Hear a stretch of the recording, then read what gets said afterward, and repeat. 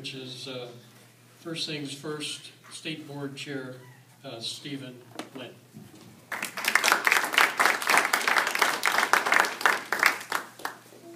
Well, good afternoon. This is one of the best days I have all year, is to come to regional councils and not only see the work that's going on with families and children across the state, but also to provide some much needed resources to continue the work of First Things First. You know, it was only a year ago when we got together for last year's allocation presentation.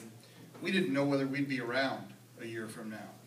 We were on the ballot in November, and we were not sure that the people of Arizona would make the commitment that they had made first, again, for First Things First. But by an overwhelming majority, they said First Things First is doing the right work with the right resources at the right time, and no one, including the legislature, should take the money away from what we do as First Things First.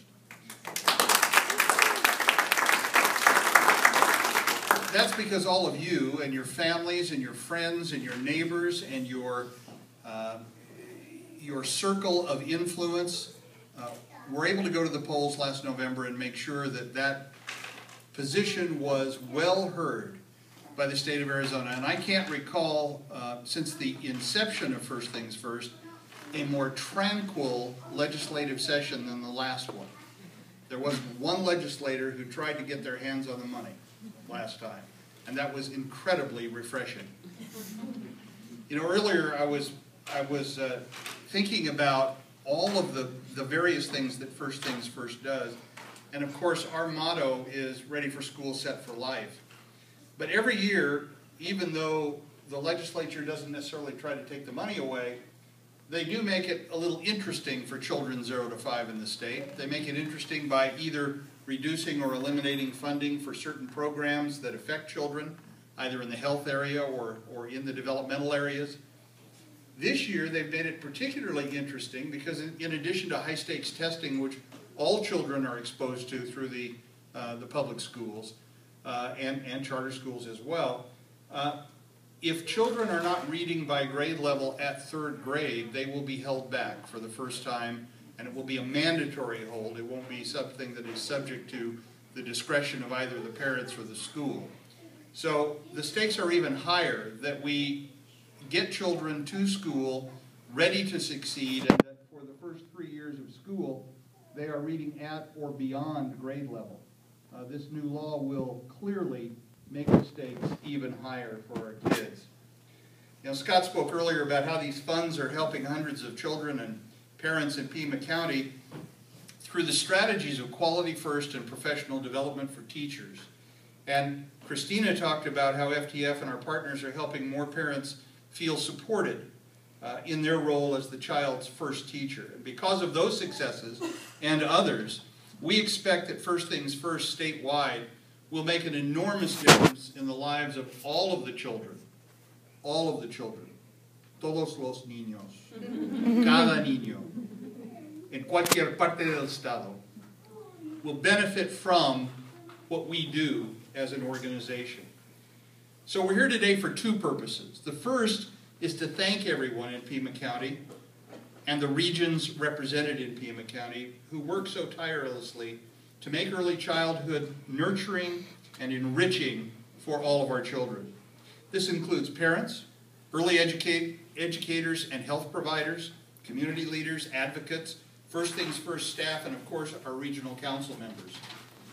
Each regional council member has taken on an enormous responsibility, and collectively they have spent thousands of hours every year studying the needs and resources of the community, talking to stakeholders to identify those strategies that will work, the things that are clearly needed and most beneficial to the children in this area.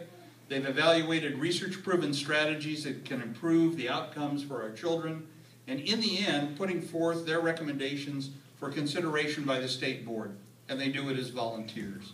So I would like all members of the regional councils to please stand and be recognized.